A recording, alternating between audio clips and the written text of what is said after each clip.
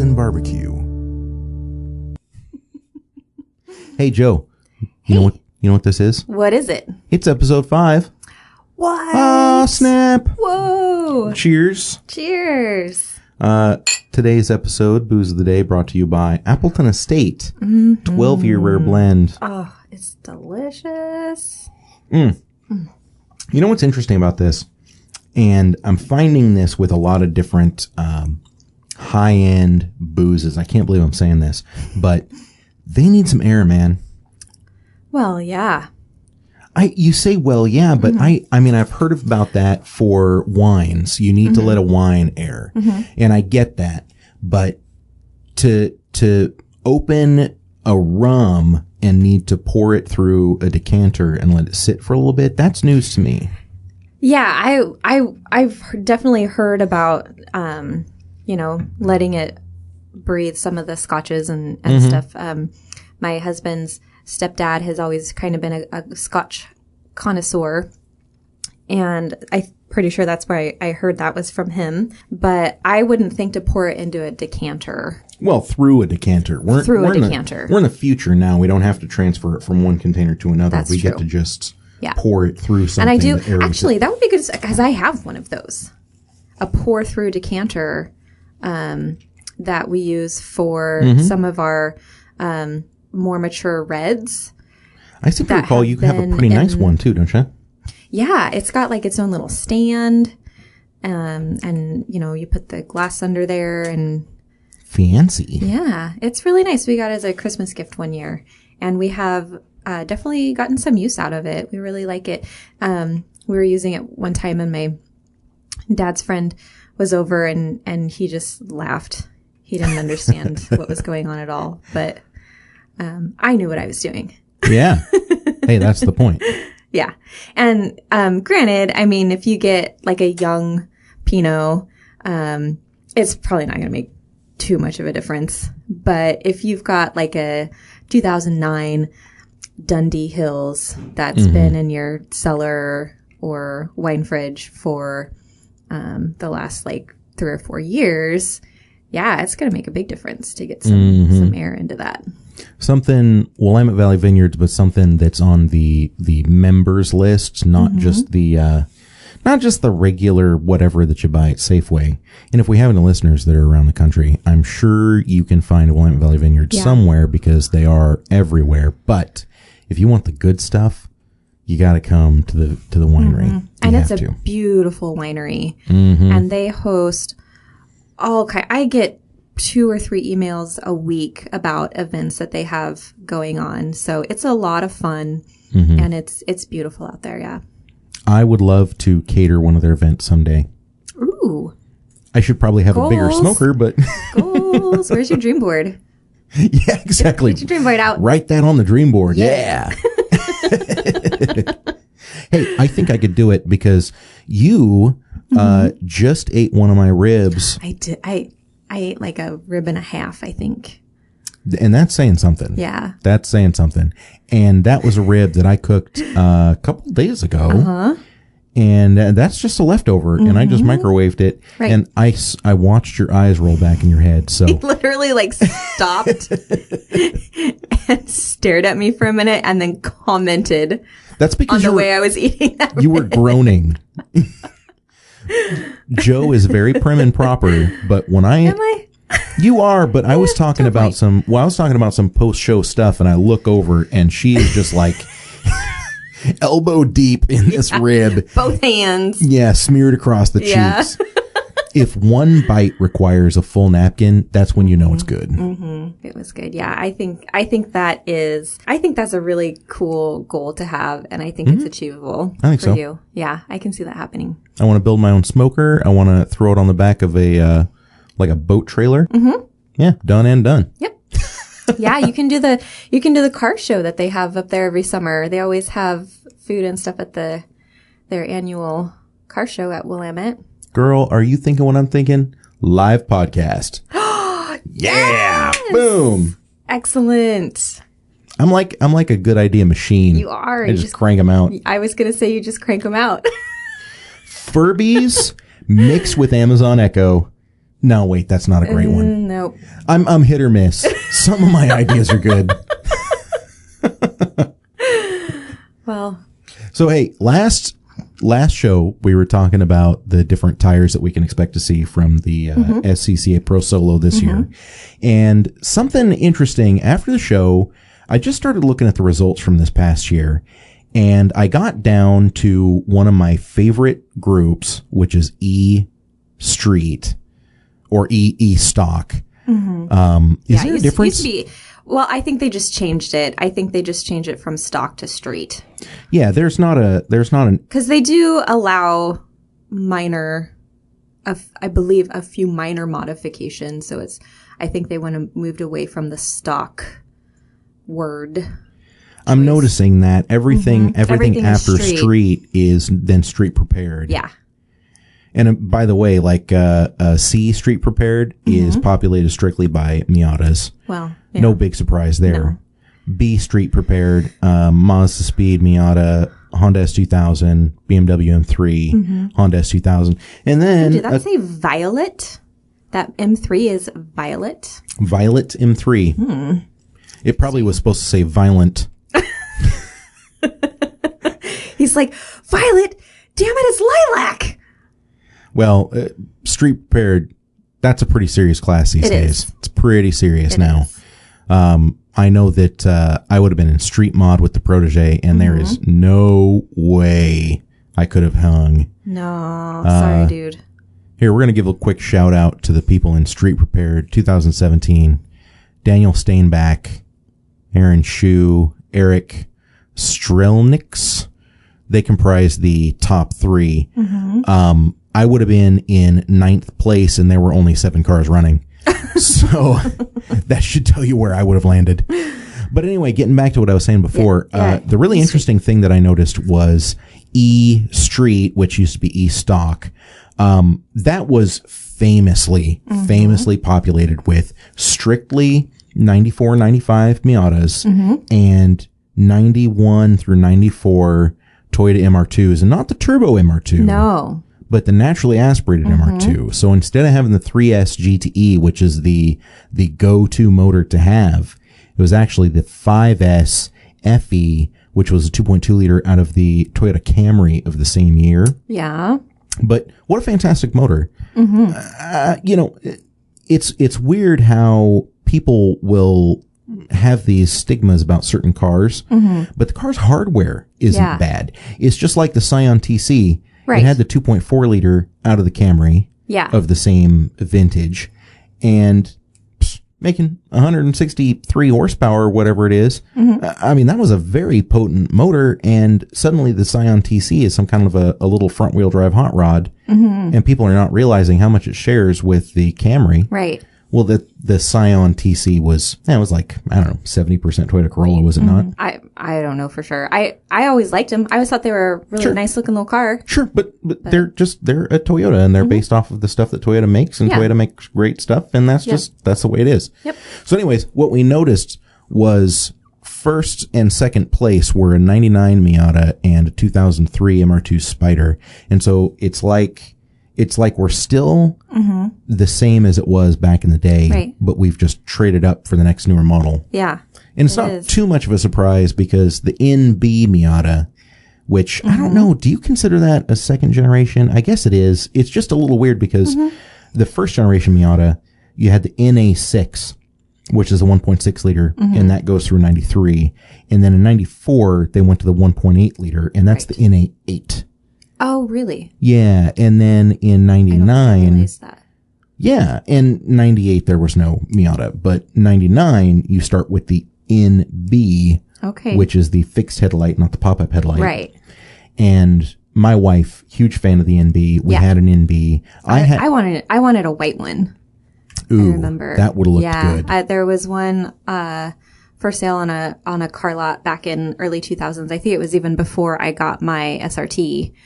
And in 2004, so I think it was right before then, and I was kind of keeping my eye out for stuff, and I remember this really shiny white NB, and I was like, oh, it's so pretty. I just wanted to put it on a chain and wear it around my neck. So pretty. It was mid 2000s when you saw that? Yeah, it was probably 2003. Well, that means you would have bedazzled it before you wore it. So Yeah. I'm glad you didn't end up with it. I am too. It would have looked like a rhinestone belt buckle. Yeah. Yeah, it would have been bad. What are the what are those jeans where they've got the studs around the back pockets? I don't know. You know what I'm talking about, though, They all did it right? there for a while. Yeah. So distracting. So distracting. Like if I'm looking at your butt passing by, I don't need to look at your butt, watch it pass by, and then realize you're a dude. Like that's just not. That's so mean. It's so mean. It's like, ha, fooled ya. Although I don't know. I mean, I could be struggling over here. They We'll see. still make those men's bedazzled pocket jeans. I saw a guy wearing some just the other day. I think it's a rule of thumb. You need to wear the bedazzled jeans, men's bedazzled jeans, only if you have a chain connecting your wallet to your belt.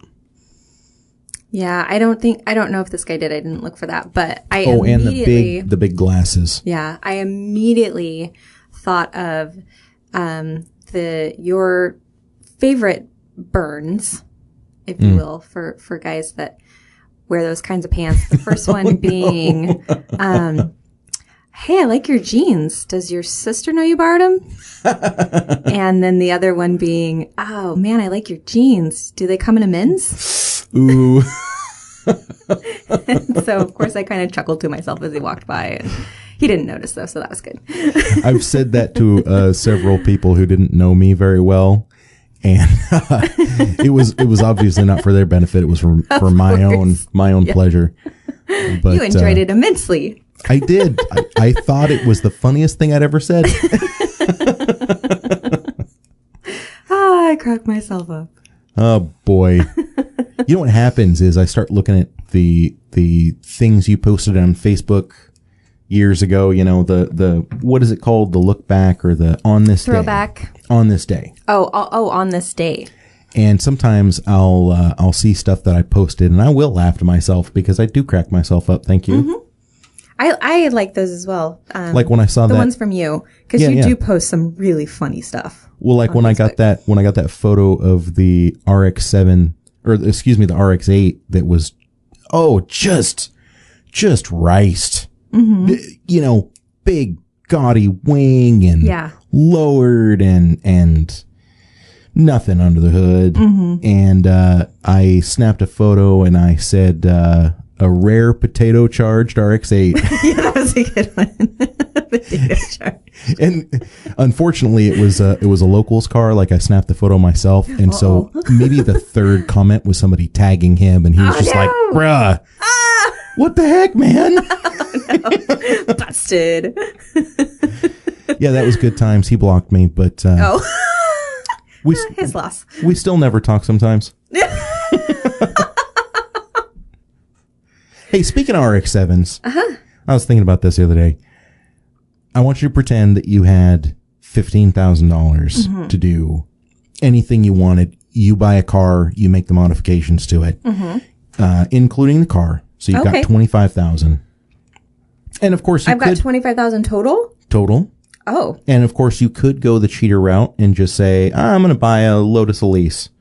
But I'm not looking for that. I'm looking for, I want you to buy something cheap, but that you've always wanted. I have always wanted an old, I guess they're like 1970s era Datsun, which is another thing that I say wrong. Not Datsun, but Datsun. It's Datsun. Nissan. Yeah. Yeah. 240 or 280Z. Yeah. And I want to put a V8 in it, like an LS. I don't even know. Sacrilege. Yeah. Well, about 10 years ago, I was at an autocross down in Medford at the Jackson County Sports Complex they use the go-kart track down there, the Siskiyou Sports Car Club. Mm-hmm. And I used to go down there a couple times a year, regular for their spring and fall enduros. And I was at one of those, and a guy pulled up in a beautiful, I don't remember if it was a 240 or 280Z, and it had beautiful red paint. It had a custom hood, on it that was like blacked out. It had like a wide body kit with really nice. I was about to ask you if it had a wide body because I know that guy. It's a 1973. Is it? Yeah. You know that guy? Yeah. And he had, at the time, I don't know if he still does, but at the time he had an LS1 in it. Yes. And it was love at first sight for me. Mm-hmm. Yeah. And then I started to realize, because I had seen these 240s and 280s, and man, they were quick. Man, they were fast. Yeah. And I guess at the time, you know, being fairly new to the game back then, I'd only been around for maybe 3 or 4 years of autocrossing. I didn't realize that they were putting LS motors in them. And quick sidebar, by the way, the all aluminum LS, I'm pretty sure that's within 70 pounds of the original really? iron block. Okay, so that motor. makes sense. Yeah. Yeah. And I mean, because it's a V8 and not a 6-cylinder, you actually do have all of the weight sitting farther back than you would the 6-cylinder because the block is physically shorter. It's wider, but it's shorter. But shorter. Yeah. Light bulb. So anyways, but I had ridden in a different LS. And this one was, I mean, when I say wide body, that doesn't even seem like the proper way to describe it. It was a monster, this Z car. And, it had nothing in the interior but a roll cage and 2 seats and harnesses and like the steering wheel, shifter, and pedals. Like that was it. It was just a metal box that contained this amazing V8 motor. And that thing was on rails. I mean, we went around this was at the go-kart track. So not a cone course, but like a miniature, road course. And I mean, taking corners at speeds that I didn't think were physically impossible and not feeling a thing. Well, I was super impressed. That's what 335 40 18s do for you. Yeah, they were insane, the tires on this particular one. So ever since that event, that weekend, I've always wanted to build one of those. Love to build one of those.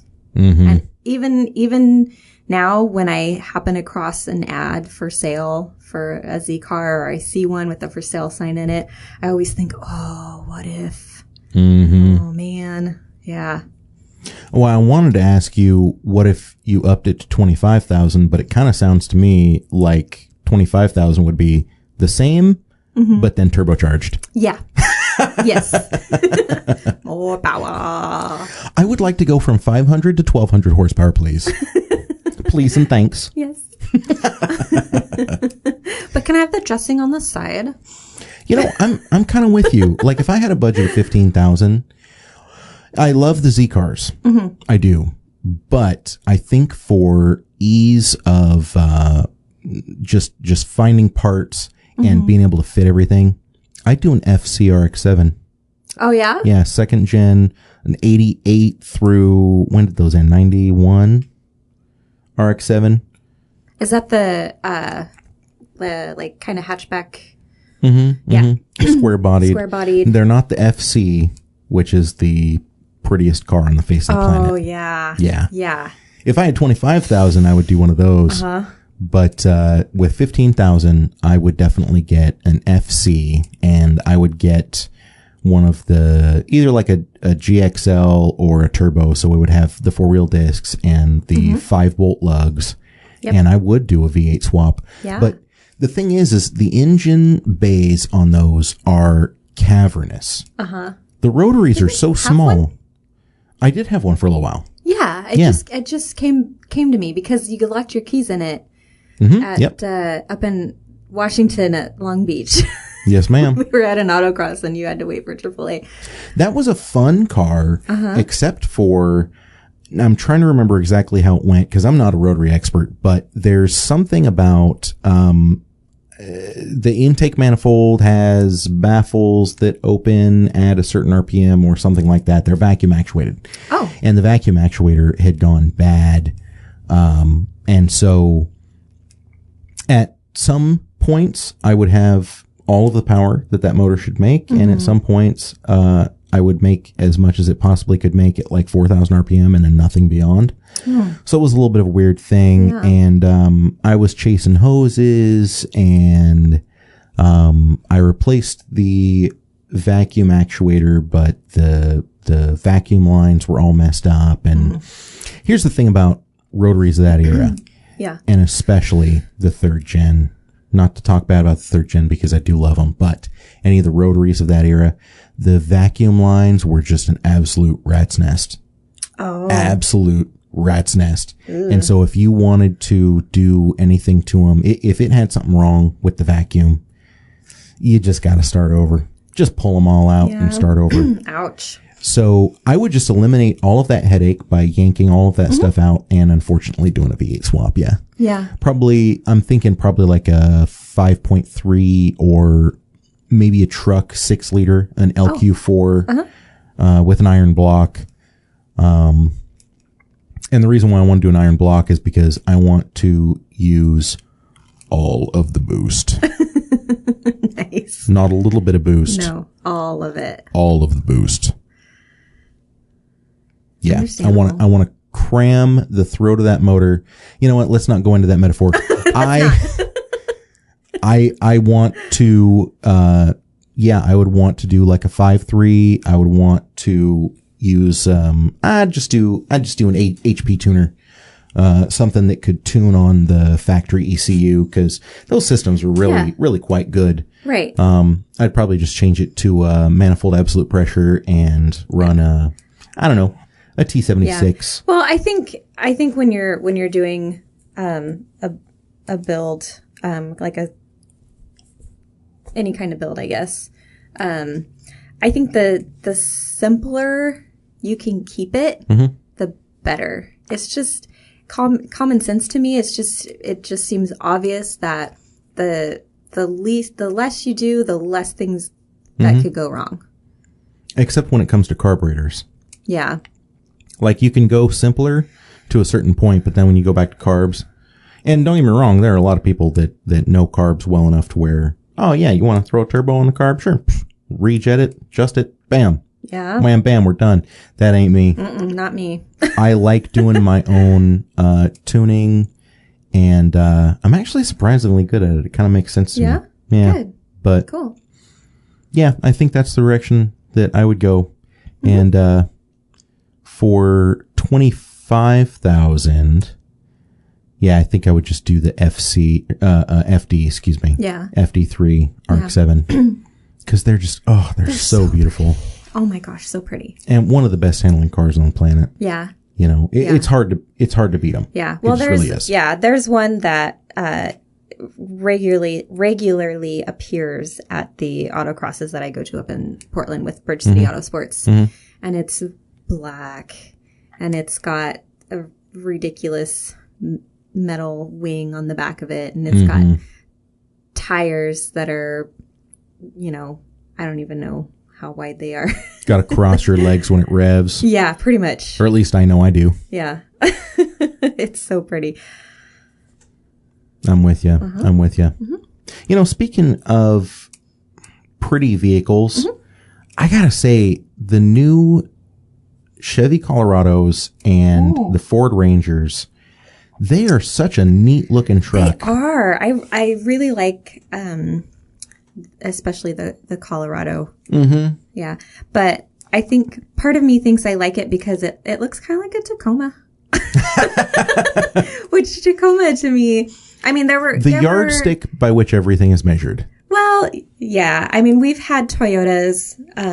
We've had multiple Toyotas. We still have the 1989 four-wheel drive SR5 Toyota truck that my husband bought from his dad back when we were in high school. He loves that truck. Yeah, it's a great truck. I mean, he loves you, but if we had a scale that was 6 feet tall, I think his love of that truck would just be like 3/4 of an inch below you.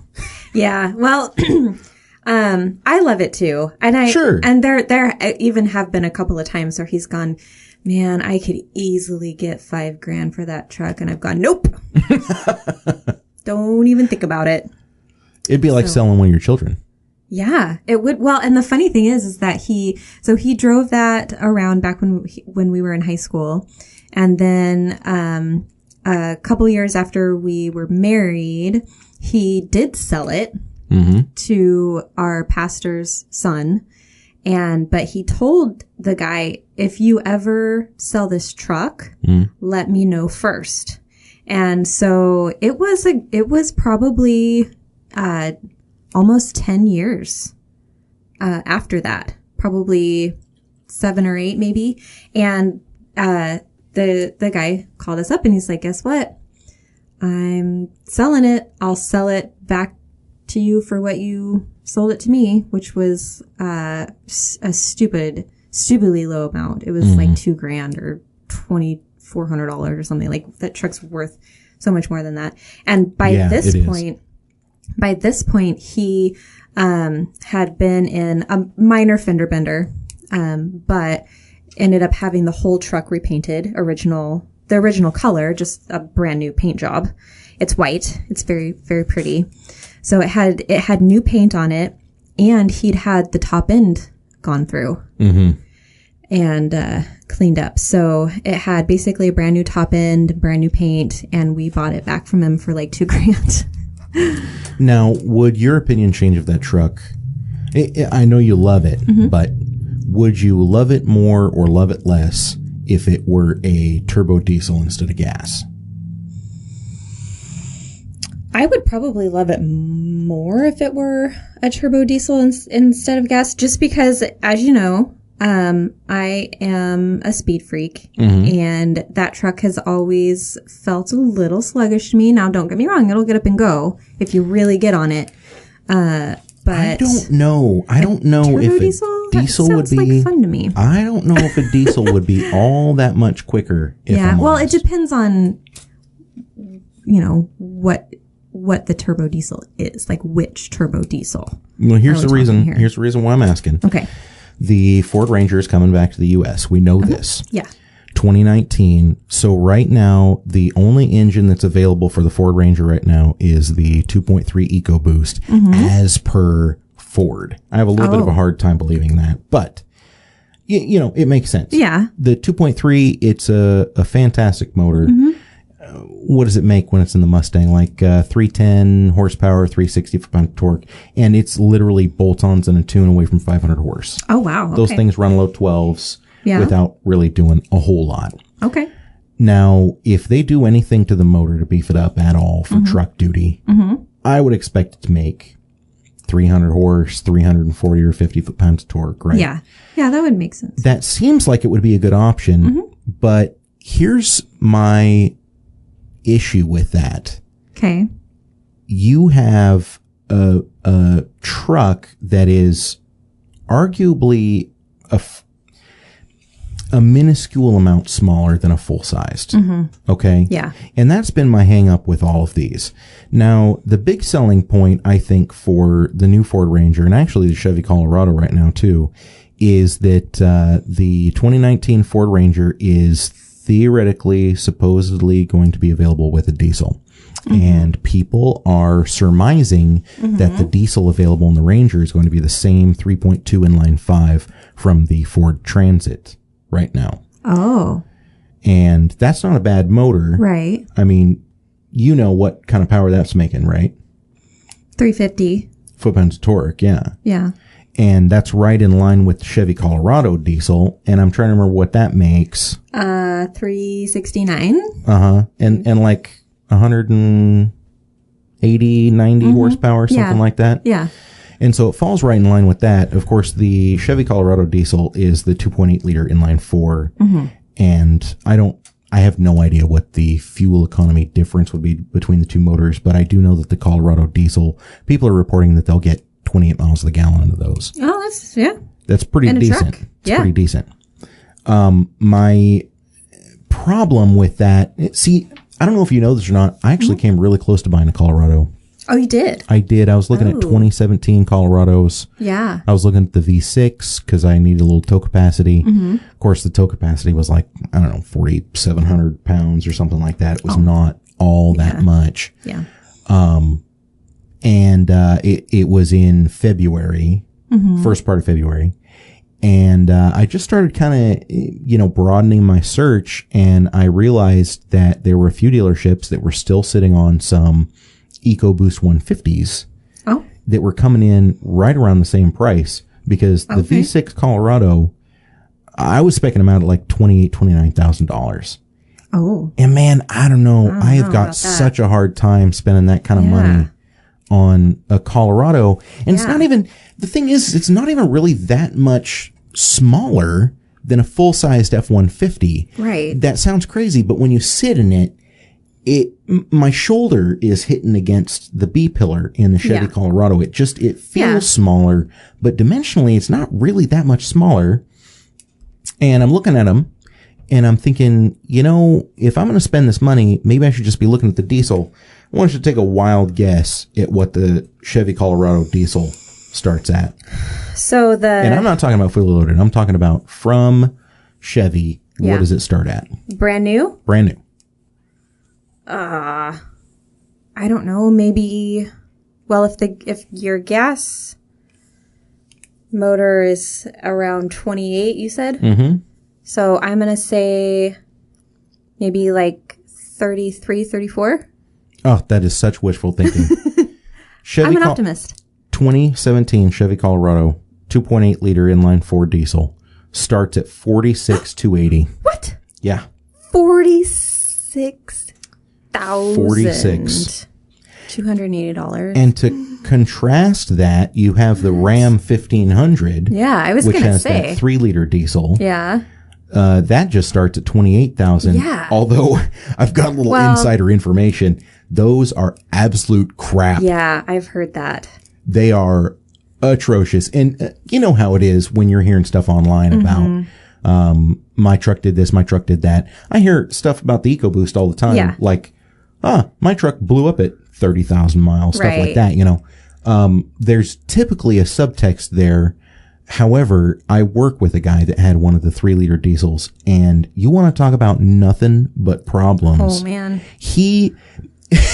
It got to the point where he just wanted to keep it out of the dealership to fix oil leaks long enough to be able to sell it. Oh, my God. That's what it came down to.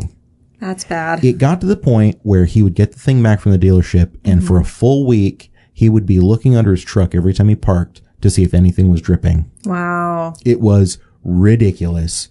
That 3 liter diesel, I'm fairly certain it's a Renault-based motor. Oh. And as we know, the French can do no wrong. He said sarcastically. Yeah, the motor, what a great concept, but what a poor execution. Yeah. And you know what blew me away is the Ram 1500 diesel, Dodge says it'll tow 8,500 pounds.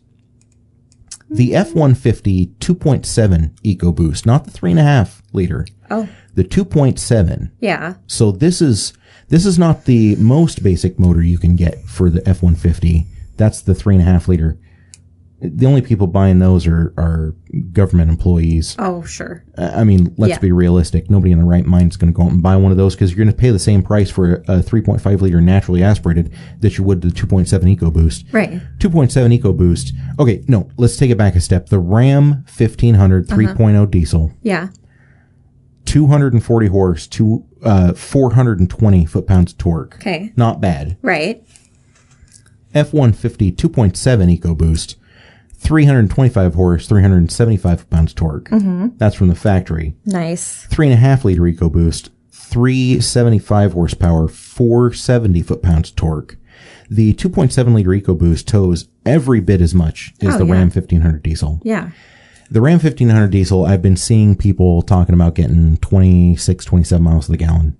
Yeah. My EcoBoost truck, I get pretty much 22 all the time and 25 on the freeway. And I keep hearing about these people that are going, man, I get 16 miles to the gallon no matter what I do. Right. There's this long skinny pedal on the right side. I know. That's not an on-off switch, folks. Right. You can push it down a little bit, or you can push it down a lot. Yeah. And how much you push down on it depends on what your fuel economy is going to be. Right. It also depends on how fast the truck is going to be. Yeah. That's what I know. People always ask, because my car is, at heart, it's a Dodge Neon. Mm-hmm. So people always ask me, hey, I bet you get good gas mileage out of that, though. I'm like, I should be getting decent gas mileage out of this, yes. Except for I like to drive really, really fast. Do I? No. Mm-hmm. Theoretically, according to Motor Trend magazine or Chrysler, it gets great gas mileage. Which I have a super hard time believing, because we all know how ham-fisted the automotive journalists are. Yeah. And I'm saying that because I had wanted to be an automotive journalist. They asked me what my credentials were, and I just said, look at my hands. You're a natural. Balding, bearded, overweight, not very articulate. I'm basically perfect. You're a shoo-in. If only I could type. That's the only thing that's stopping you. All right, I have one more thing to say about these trucks. Yes. This is going to blow your mind. What? You know how everybody makes fun of the aluminum body on the F-150s, right? Oh, yeah. Yeah. Ram 1500 3.0 diesel. Mm-hmm. Curb weight, 5688 pounds. Mm-hmm. F-150 EcoBoost. Curb weight, 4874. Right. That's 800 pounds. Yeah, because aluminum is lighter. Well, of course, but can we stop making fun of aluminum bodies for a second and just realize they shaved almost 1,000 pounds off of the body of this truck? And you're telling me that that's not progress? Come on now. It's progress until you drop a toolbox in the bed. No, I was going to say until somebody rear ends you or T-bones you, or coming from the body shop industry, which I did. I did actually go to automotive school, and I do have my certificate in automotive body repair. My husband still works in the body shop industry as a general manager. She was smart enough to get out. I was. I worked for a body shop for roughly 3 years, and quickly realized that I really only like working on my own car, not other people's. Well, and also only working on your own stuff and not dealing with other people. Yeah, that's the heart of it, really. So anyway, so coming from that industry and still being around it today, aluminum body doesn't make a lot of, besides the weight savings, that's impressive. The weight savings are impressive. And that's what people, that's something that I would do even with my car. I could start replacing some carbon fiber panels on it, but I wouldn't do it when it was still my daily driver. I would wait to the point where I was trailering it to track days or hill climbs or whatever. And now I'm not saying that the chances of me getting in a wreck are less, but I don't know, just... See, the whole aluminum body thing, it really doesn't bother me as much because aluminum, and especially the way that the body panels have been designed on like the F-150, that is the safest pickup, safer than a lot of cars on the road because of how the crumple zones are. And if I'm getting in some kind of an accident where it's going to damage a lot of my body panels, I just don't, oh, hey, my truck didn't really go through that much damage, but it also tweaked my back and I'm in a year of physical therapy. If I can go ahead and be in the safest vehicle I can possibly be, when that accident does come, I'm not going to be too concerned about what body panels you might not exchanged. You might not be. But there are people out there who are way more concerned about that than they should be. And the thing is that once someone's car has been in an accident, it doesn't matter if it was a complete shitbox before the accident. In their minds, that vehicle was perfect. That vehicle was perfect, more perfect than when it came off the assembly line. But now that it's been in this accident, everything is wrong with it. And it all had to do with the accident. And Mr. Body Shop estimator, you're going to figure out how to get my insurance company to pay for all of it. That's right. And if you don't get it right, if the door gap on the driver's side is a 1/4 inch less than the door gap on the passenger side, I'm going to come unglued. Well, and you're simplifying it, because the ones I always loved when I was working in the automotive industry was, so you remember I brought my car in to have my windshield wipers replaced. Ever since then, both of my tail brake lights have stopped working. Yeah. Well, there's that too. Yeah, you know how I came in for an oil change? Ever since then, my braking system on the left-hand side of my car has just completely stopped. Yeah, that's got to be related. It's got to be. There's no other explanation. Oh, man, I was going to tell you, I was on my way to work today, and there's this Honda Civic in front of me. And you know how when you look at anything, and something just seems a little bit off. Like, you can't quite put your finger on it. Yeah, but something just seems a little... Right, exactly. Yeah. So the Civic passes me, and I see the left-hand side first. And it has both matching rims. But then when it pulls in and I pull in behind it, I'm far enough behind it to where I can't really tell too much, except for the car looks like it's leaning down a little bit on the right side. And I think, does that have like a limp along spare in the back? And I get a little closer so that I can decipher, what exactly is it that I'm seeing that's wrong here. And I realize that right rear tire is doing the stanky leg, man. Oh. It is wobbling like you would not believe. Oh my gosh. And he was driving it? Did he not realize? So it was the funniest thing. He went around on this particular road that you turn on. There's a 90-degree corner that turns to the right. Oh my gosh. And then there's a 90-degree corner that turns to the left. Oh my gosh. And so I'm following him, and everything is fine through the 90-degree right-hand corner, except for I get this perfect view of a limp along tire that is wobbling like you would not believe. No. And when he starts around this left-hand corner, his car, and we're not going fast. We're doing maybe 30 miles an hour. Yeah. His car kicks out. Like he's using half of the other lane trying to keep this thing on the road. And I am just thinking, Lord, if this guy crashes in front of me, I ain't stopping. He's on his own. Whatever happens from here on out, that is on you, buddy. Wow. Listen, I'm a fine and upstanding citizen. I think I told you here a couple weeks ago, I pulled a guy out of the mud that I just saw on the side of the road. He had pulled over to just like, I don't remember, check his phone or something like that. And he got stuck in the mud. His phone. I'm going to smoke a doob.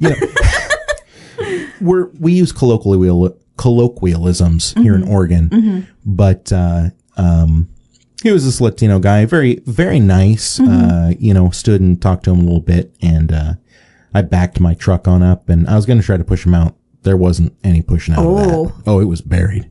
What? He'd been trying for a while to get out of it, and so he was just sunk.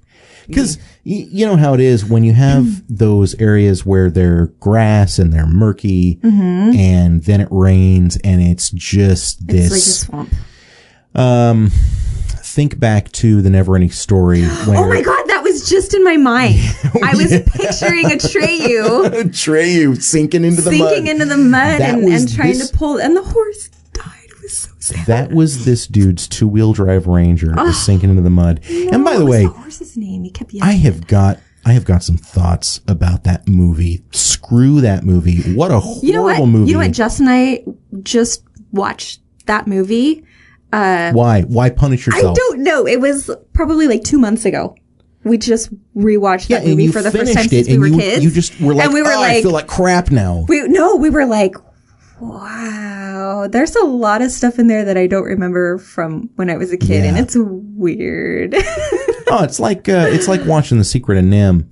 I was trying to figure out why that scared me so bad when I was a kid, and then I watched it, and I got freaked out as an adult, and I was like, oh, really? Oh, yeah, I haven't why. watched that since I was a kid either. Well, go ahead and watch it. I don't want to get freaked out. Well, Because I remember being freaked out when I was watching it. You're going to watch it and be like, what were my parents thinking showing this to me? Yeah. Listen, folks, we've run way overboard. Yes, we have. But that's because we're just having such a good time. We are. And it is all because of you, and we couldn't do it without you, and we rely on you, man. Yeah. So please visit us at www.boostboozebarbecue.com, facebook.com/boostboozeandbarbecue. Email us, of course, Andy at boostboozebarbecue.com or Jojo at boostboozebarbecue.com. Is that Jojo? Jojo. All right, cool. Well, folks, once again, thank you so much. For DBJ, this is Andy. Bye-bye for now.